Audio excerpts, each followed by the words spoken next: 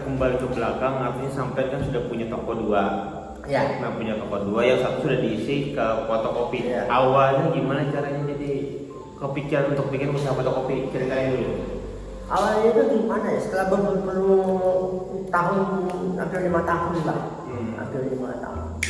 Toko dibangun 2 tahun mungkin kosong ya, nggak tahu mau dibikin apa. Lihat-lihat sih sarannya, mencari kalau usaha itu yang awet dan bisa bertahan lama. Ya. Nah, jadi sekitar ini setelah kita lihat, oh di lokasi ini nggak ada tuh kayak fotokopi. Ya, jarang gitu. Iya, karena melihat tempatnya Ya, strategis lah. strategis gitu. Kayaknya coba dibikin sini gimana gitu ya. Akhirnya diskusi, kita ambil keputusan ya udahlah, coba usaha fotokopi itu. Walaupun nggak salah ya kan tadi. Berapa modal yang dikeluarkan? Modal tempat sudah punya sendiri. Ya. Modalnya berapa dikeluarkan? Modal awal itu kira-kira sampai pembelian mesin fotokopi sama beli alat tulis itu kemarin belanja aja sekitar waktu pertama kali belanja itu ya bilang dari itu kurang lebih 5 juta ya. Belanja 5 juta. alat tulis. Iya. Kalau fotokopinya kan sekitar berapa ya? Kurang lebih nggak sampai 7 juta lebih lah, nggak sampai. Mungkin sekitar kalau hitung itu ya hampir 11-10 lah. 11-10-an. Iya, antara itu lah. 11 juta lah Ya, berarti yang untuk modal awalnya. Modal awal. Itu terdiri dari ATK, ATK, mesin fotokopi, printer. Ya. Mesin fotokopi dan printer itu beda mesin. Beda mesin. Oh. Printer kan proses Print. Oh, jalan satu. Ya, kalau printer itu kan proses. Laptop juga ya? Oh, laptop, tapi laptop itu saya beli. Sesudah belum buka usaha fotokopi saya udah beli. Di luar. Udah beli. Udah beli. Oke. Cuma awalnya kan rencananya laptop itu sebelum buka usaha itu mau cari-cari kerja. Ya. Karena bukan situasi dalam keadaannya ya tahu sebelum negara chaos. Ya, negara kios ya. Oke. Luar biasa kita berikan tepuk tangan untuk Mas Fikri karena berani untuk membuka usahanya. Nah, terus ada nggak kendala ketika bikin usaha fotokopi ini? Mungkin kendalanya kalau dilihat ya, kalau di sekitar lingkungannya kan banyak apa ya, ada perkantoran, ada sekolahan gitu. Ya mungkin kendala itu ya paling karena belum ini ya dibilang ya. Memang pinggir jalan lokasinya. Iya.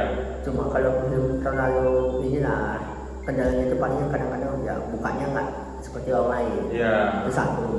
Yang kedua itu memang sebenarnya kalau kata orang cara orang lebih bagus buka pagi. Memang itu lebih bagus sih saya bilang. Ya paling kadang-kadang kan orang fotokopi kendala ini ada yang datang, ada yang enggak kayak orang seperti orang jual makanan. Iya. Makanya kan paling kalau orang lapar kan datang ya. Iya. Kalau ini kan enggak. Walaupun di pinggir jalan. Ya, tapi kalau dibilang ya ada. Walaupun ada yang beli alat tulis, ada yang cuma fotokopi aja gitu juga, ya nggak masalah. Iya.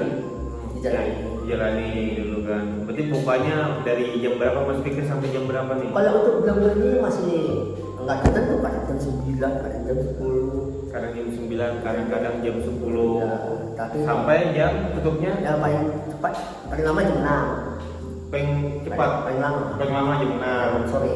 Jam 6 sore. Ya, Tergantung kalau nggak sibuk. Ya kalau nggak sibuk, yang paling cepat jam 4 lah, jam 5. Yang paling cepat. Oke, malam buka malam? Malam belum pernah buka.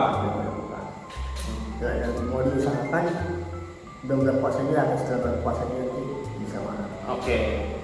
Karena jadi kita kembali tadi kenapa alasannya membuka fotokopi, karena melihat tempatnya strategis dan kemudian itu belum pernah ada orang bikin usaha sana. Daerah mana Mas Fikri? Daerahnya Jalan Stagen situ. Jalan Stagen. Mau ke arah ke Pelabuhan Peri. Stagen. Oke, itu. Nggak jauh dari kantor Perindo lah. Ya, jauh dari kantor Perindo Kota Baru. Luar biasa ini. Terus kedepannya programnya mau apa lagi nih? Kan satu toko sudah diisi, ya. Di sampingnya toko ada yang kosong. Nah, rencananya bikin apa lagi nih? Pengennya sih buka usaha yang apa ya? Kalau dibilang untuk sementara mau dicoba antara 2 pilihan. Ya. Kalau umpamanya bisa membuka awal mulai jual seperti kayak makanan ringan atau minuman ringan kayak kopi atau apa gitu. Iya. Tapi yang fiskal yang KPSOP jangan dulu pelan-pelan di awal bulan. Iya iya. Jadi kalau itu berjalan cocok dengan lingkungannya mungkin itu dicoba. Tapi kalau tidak cocok mungkin saya mau buka ke sembako. Bukan sembako. Jual sembako. Jual sembako di sampingnya itu. Ya, Sembako. Tapi jual sembako itu untungnya kecil Mas Fikri, untungnya kecil.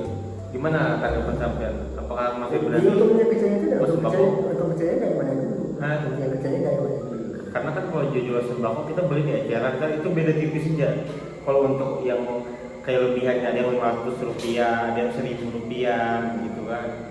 Nah, jadi sampean jualan makanan yang bikinan sendiri Ya, atau cepat saji. ya. Misalnya gini, kalau makanan cepat saji, kalau bikinan sendiri seperti kayak umpamanya makanan ringan mungkin masih bisa diambil sendiri ya. Tapi nggak ribet gitu lah. Tapi kalau umpamanya udah seperti makanan ringan tapi masih bilang kategori berat, kayak kentang-kentang ini kan masih bisa kita goreng ya. Kita goreng sendiri gitu. Kayak kita tahu isi atau apa masih bisa lah. Tapi kalau lebih dari atas itu mungkin nggak bisa. Karena kenapa? Itu harus ada yang makan ini kan misalnya usaha yang sendiri kita bikin sendiri. Iya. Yang ringan-ringan yang simpel. Kayak minuman yang kita lemon tea kan atau kopi susu yang biasa. Gitu. Nah itu aja sih. Cuma kalau makanan berat kayak itu mungkin kayak nasi goreng atau apa dan sebagainya itu belum.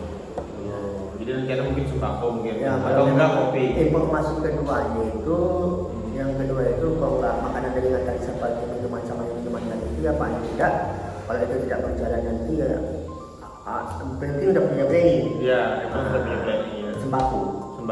Ya, sembako. Ya, walaupun belum pernah menjalani usaha sembako, tapi kok saya lihat di sekitar situ ya, banyak bertahan. Banyak yang Ada aja. Ada aja yang bertahan. Jadi sembako itu kan ya walaupun kalau kata orang bilang untungnya banyak sebenarnya atau sedikit untungnya ya nggak masalah jalanin dulu. Iya, yang penting jalanin aja dulu. Jalanin dulu udah tahu caranya begini. Iya. Ya kalau sembako kan sama juga itu paling kadaluarsa doang kan. Iya. Ya kondisinya kadaluarsanya barang itu memang udah habis waktunya ya belum laku. Ya mau nggak mau ganti gitu aja. Tapi jangan banyak dulu lah. ya, bertahap dulu lah bisnis fotokopi. Tapi alhamdulillah bisnis fotokopi tadi menguntungkan lah. Alhamdulillah menguntungkan. Ada lah. Oke. Jadi luar biasa lah bisnis fotokopi bisa menghasilkan lagi bisnis yang lain kan. Ya, awal dari fotokopi. Mudah. Iya. Tapi apa yang melatari belakang Mas Fikri dari pekerja seorang dulu kan karyawan untuk memutuskan untuk berusaha itu apa sebenarnya pikiran sampean atau istilahnya tuh motivasi sampean bisa berusaha? Motivasi itu ya karena saya nggak ada kegiatan kan. Karena kenapa? Saya bukan tipe bekerja kan, bekerja suka bekerja dari apa gitu melamar kerja juga. Ya, kalau boleh tahu di mana dulu bekerjanya? Wah, dulu ya sama juga ya sama masnya. Saya ekspedisi dulu ya. Ya, masa disebut ekspedisi apa? Ya, yang penting namanya adalah ekspedisi. Gitu. Ekspedisi lah. Kena tipu lah istilahnya kan? Hah? Kena tipu lah. Nggak usah diceritain nggak usah diceritain sana-sananya. Oke, sekarang berapa umurnya Mas Fikri? Kalau umur sekarang 31. Apakah sudah punya pasangan? Lagi proses lah. Mudah-mudahan lah. Oke. Mudah-mudahan. Kalau dengar info, sampean dulunya pernah tinggal di Medan ya? Betul ya? Betul ya. Pernah tinggal di Medan. Kuliah di Jakarta. Kuliah di Bandung. Jurusan apa kemarin Mas Fikri? Jurusannya sistem informasi. Sistem informasi. SI berarti. Sistem informasi harusnya bekerja di bagian elektronik atau TI. Sebenarnya SI itu. Iya kan? Sebenarnya sih bisa SI itu sistem informasi itu sebagai dibilang harus bekerja di bidang itu. Tapi kalau saya lihat zaman sekarang nggak semua juga di bidang itu. Iya. Banyak juga yang di luar pada itu. Banyak juga. Mana teman saya ada yang buka bengkel. Ya buka bengkel. Ada yang buka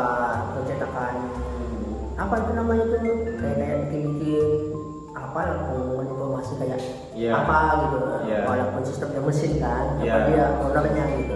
Nah, mana ada yang jadi. Sepakat gak Mas Diki bahwasanya orang yang kuliah itu jurusannya tidak, kalau bekerja itu tidak sesuai dengan jurusannya, sepakat nggak? Kebanyakan seperti itu kan, jurusannya si A, misalnya jurusannya hukum bekerja di bagian pertanian kan banyak. Jurusan pertanian bekerja di bagian administrasi kan banyak. Kadang-kadang kita kuliah itu jurusannya tuh tidak sesuai dengan pekerjaan kita kadang-kadang. Ya kan?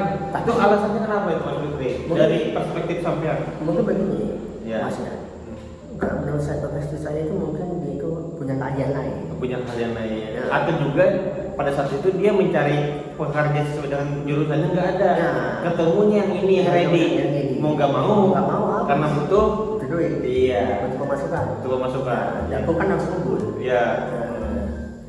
Tapi jangan ngebul banget nanti kebakar. Yang penting jangan ngebul banget nanti kebakar ya. Jadi mungkin gitu kan gimana? Kayak saya nih, saya sebenarnya kalau doang, berarti nyambung dong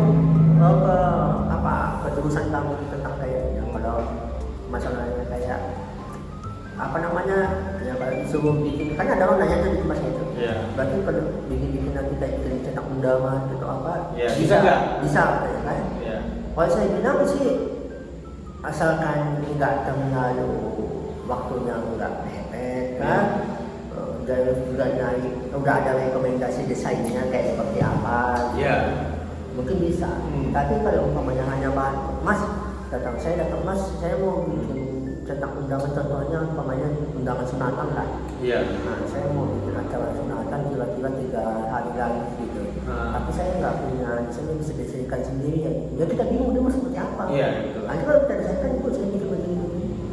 Oh enggak bisa diginikan kan banyak. Banyak lagi. Kecuali kalau dia bawa, Mas ini saya mau bikin undangan bisa bikin seperti ini, nggak tinggal nyobain, tapi saya mintanya ini di sini kan enak kan? Tinggal ngerjain bahannya. Betul. Tapi kalau apa mungkin belum. Karena gimana ya, saya jujur aja, saya udah lama nggak pegang komputer atau laptop. Jadi kayak lupa dan ingat gitu. Antara lupa ingat gitu nah. Makanya kadang-kadang kalau apa itu, saya jujur aja. Kadang-kadang saya buka YouTube lah, tanya temen lah. Itu paling. Oke, terima kasih Mas Fikri.